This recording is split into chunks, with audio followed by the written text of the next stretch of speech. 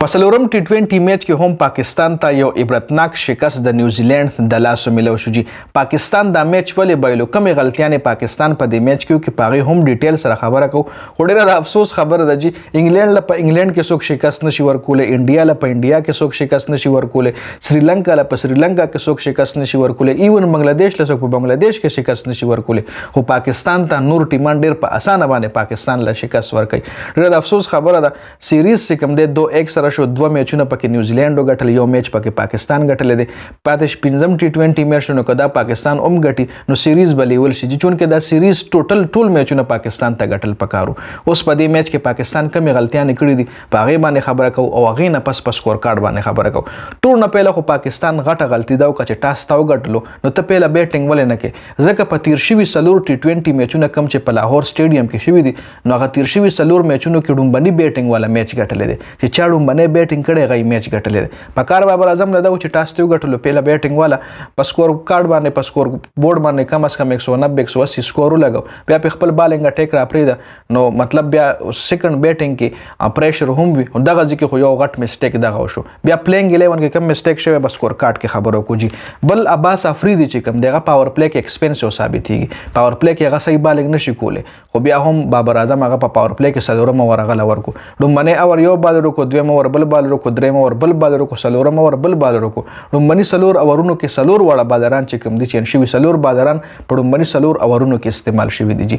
دا هم یو قسم له خیر راځو په سکور کارډ باندې نیوزیلند کړي دي 178 رنزونه او اوه کلاړیان اوټو جی، په شل اورونه مکمل واخلي دي. ټام رابنسن ښه بیټینګ کړی په 14 بالونو یو 50 رنزونه، ټام بلنډر په 15 بالونو 28 رنزونه، فاکس کرافټ په 26 بالونو 34، چیپمن چونکې سکور نه کړی تیر شوي میچ چې کوم د پکې 42 بال 87 رنزونه کړي او په دې کې په 9 بالو 8 رنزونه کړي دي. جیمز نیشم په 11 بال 11، بریسویل په 20 بالونو 29 رنزونه، کلارکسن 1 بال 0 او ایس سودی 3 بالو باندې 15 رنزونه کړي دي. د پاکستان له طرف اماد وسیم څلور اورونو کې 22 وکټ یوم نه دیشتلی، امیر هم څلور اورونو کې 22 یو وکټ یې ایشتلی ده، زمان خان 3 اورونو کې 15 یو وکټ زمان خان ایکسپنسو ثابت شوی دی، چونکې زمان خان له چانس ملو شو. روټیشن پالیسی پاکستان استعمالوي، خو چونکې دا اهم میچ و د کې روټیشن پالیسی ولې ته شاهین ډراپ کې، ولې ته نسیم شاه ډراپ کې په دومره امپورټنت میچ کې، بیا زمان خان له ته چانس ورکړي هغه هم دا غوړه 3 اور 35 رنزونه او وکټ صرف یو ایشتله.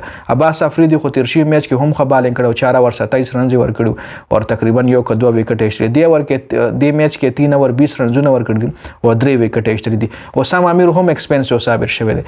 الکه تاسو سره شاداب ولې ته په دې میچ کې نه اخلي؟ شاداب کو چون کې او مغوره اسامه امیر 4 اور 43 رنزونه ورکړي، یو وکټ ایشتلی، ایکسپنسیو ثابت شوی.